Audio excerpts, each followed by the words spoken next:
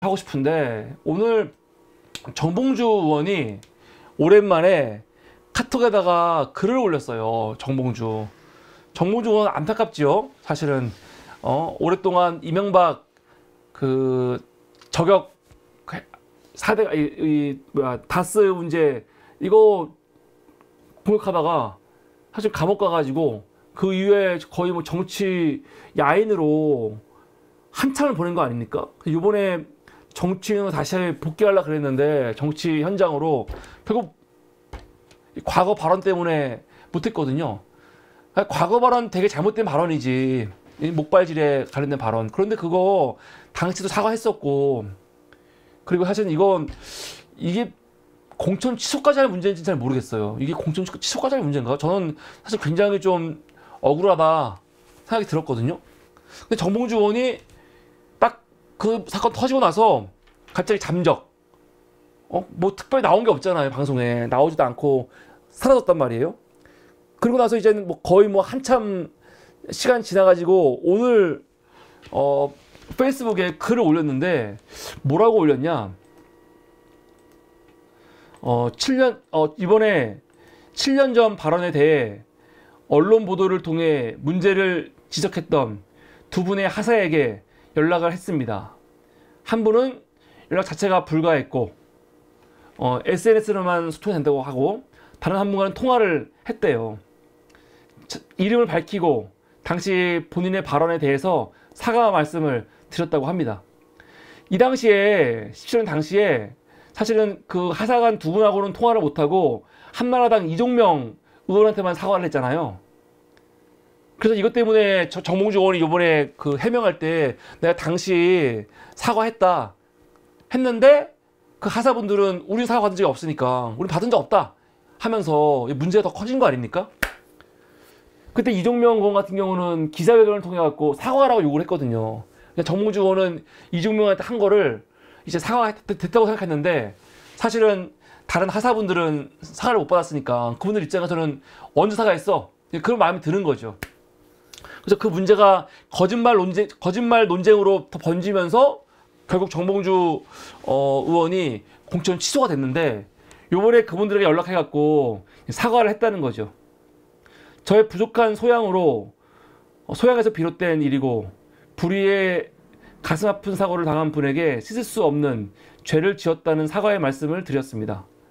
이분은 제가 그런 말씀을 했는지 당시에는 몰랐고 이번에 언론에 보도가 되어서 알았다며, 제가 전화해서 사과하는 것에 대해서는 긍정적으로 답변을 주었습니다.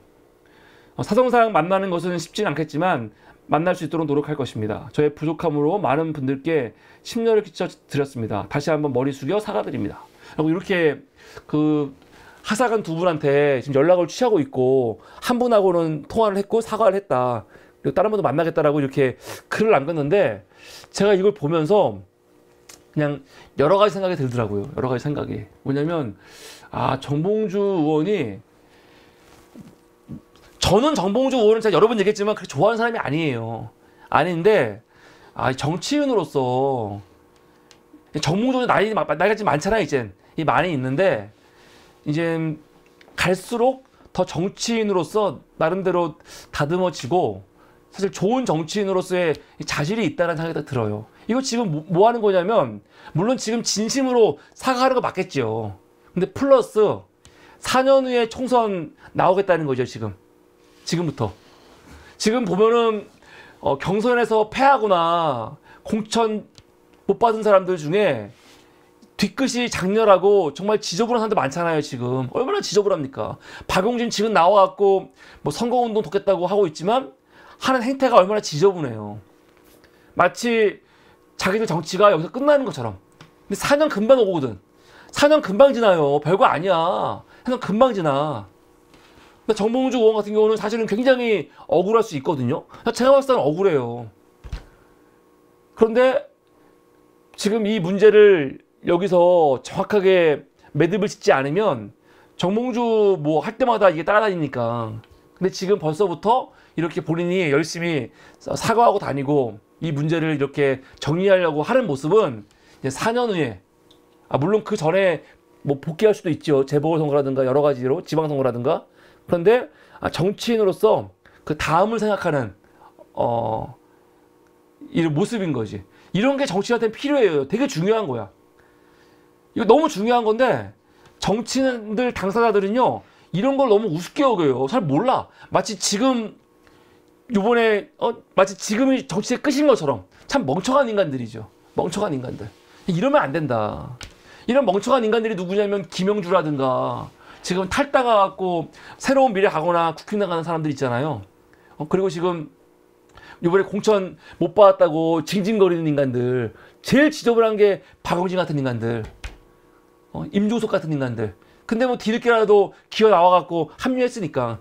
얘네들 뭐 합류한 것도 사실은 뭐 지금 워낙 민주당이 대세니까 따라온 거지. 얘네들이 뭐 대단한 마음으로 따라온 게 아니에요. 처음부터 온 게 아니잖아, 사실. 이런 애들보다는 차라리 노웅래라든가 그런 쪽이 훨씬 훌륭하죠, 제가 볼 때는. 처음에 노웅래 의원 막 단식하고 투쟁했지만 그래도 결국은 깔끔하게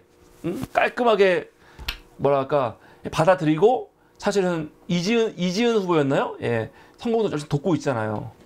그런 모습이 보여야 되는데 정몽주 의원을 보면서 사실 굉장히 억울할 수 있거든요.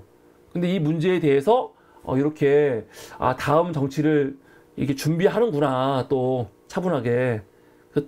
정몽주 의원이 다음에는 꼭 국회에 이제 뭐 어떤 시기든 간에 꼭 입성했으면 좋겠다. 그런 마음이 들었습니다. 또 하나는 오늘 김종배 의원이 뉴스와이킥에 나왔더라고요. 뉴스와이킥에 나왔어. 지금 아마 녹색정의당의 공동선대위원장인가 하잖아요. 저는 김종대 의원을 좋아합니다. 여기는 내가 좋아해요. 아주 좋아하는데 오늘 나와갖고 녹색정의당에 대해서 냉정하게 얘기하더라고. 이번 선거 끝나면 정의당이 진보당이 아예 역사의 무대에서 뭐 사라지는 게 아니냐, 지금 걱정스럽다라고 얘기를 해. 진지하게. 사라질 수 있지요. 그런데 내가 놀란 게 뭐냐면 이 권순표 앵커가 물어봐요. 정의당이 어쩌다 이렇게 됐냐 물어봐. 그래서 본인이 정의당이 왜 이렇게 결국은 망하게 됐는지를 딱 이야기하는데 내가 너무 놀랐어요. 야, 김종대까지도 정의당이 왜 이렇게 엉망이 됐는지를 제대로 모르는 건가? 아니면 알면서 그러는 건가? 정의당이 이렇게 망가진 이유가 두 가지인데, 하나는 조국 사태, 그때 제대로 대응 못한 거. 두 번째는 지난 총선 때 민주당의 위성전향 전략. 그 두 가지가 등장하면서 정의당이 망했다는 거예요.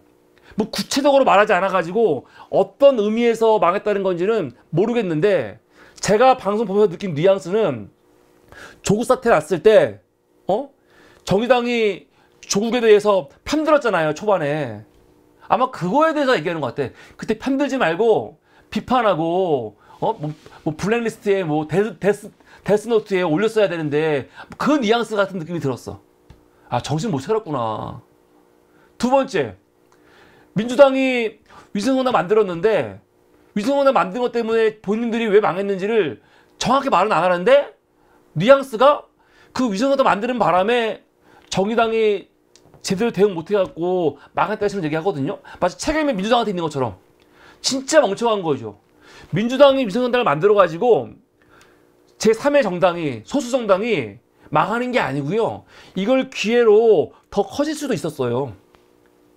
4년 전에 이 민주당이 위성정당 만들 때 더불어시민당 만들려고 그랬습니까?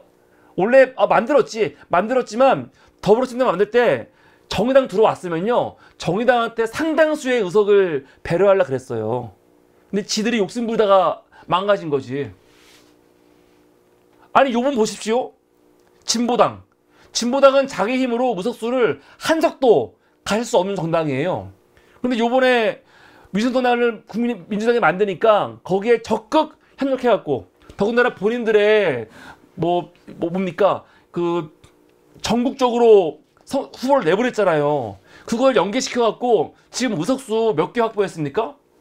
이번에 최소 5개 가능해요. 5개. 실제로 부산 연제에서는 경선에서도 이겨갖고 나오지 않았습니까? 이번에 5석까지 가능하다고요. 그러니까 위성정당 국민의힘이 만드는 바람에 소속당이 죽었다는 건 말도 안 되는 거지. 위성정당 만드는 바람에 진보당은 완전히 그냥 중앙정치로 들어와 버렸는데 무슨 헛소리야. 아, 참 지금 김준우라든가 김종대 의원도 그렇고 다시 정의당 살리겠다고 막 고분분투하는 건 알겠는데 여기 들어가갖고 너무 상황 파악을 똑바로 못하는 것 같아. 또 노색당에 같이 하고 있으니까 또 본인들이 원래 외부에 있을 때 갖고 있었던 이 제대로 된 분석이라든가 비평을 못하면서 또 그 안에 내부 논리 거기 갇혀 있는 것 같아요. 정의당에 망한 거는요, 네? 그 정체성 정치에 그냥 빠져버려서 망한 거예요. 쓸데없이. 오늘 뭐라고 하냐면 정의당이 없어지면 앞으로 노동자들은 누가 대변하냐 막 그러는데, 아, 정의당이 지금 4년간 노동자들 대변했습니까? 예? 그냥 젠더 정치만 했지? 그러니까 본인들이 어쩌다 이렇게 됐는지를 제대로 파악을 못하고 있더라고. 그래서 제가 야, 안타깝다. 김종대 의원이 원래 되게 정의당에 대해서 비판을 잘하고 그랬었는데 지금 아마 공동선대위원장 됐죠? 그렇게 정의당 안으로 들어가서 뭘 하려고 하다 보니까 제대로 보지도 못하고 분석도 안 되나 보구나. 혹은 진심이 아닌데 본인 위치가 있으니까 또 이렇게 뻔한 얘기를 하는구나. 아유, 여기는 뭐 가능성이 없다. 김종대 의원은 정의당이 없어지면 앞으로 진보정치 어떡하냐고 그러는데 걱정하지 말라고 싶어요. 응? 진보당도 들어오고 조국혁신당도 들어오고 정의당이 없어도 진보의 영역은 그대로 유지가 되고 그 길을 앞으로 계속 지켜갈 사람들이 있을 거니까 걱정하지 마시라. 정의당은 그냥 이렇게 이제 사라지면 된다. 그렇게 그냥 말하고 싶었습니다. 이게 오늘 제가 방송 준비하면서 그냥 방송 보고 있는데 갑자기 나와가지고 그냥 잠깐 언급하고 싶었던 이슈였습니다.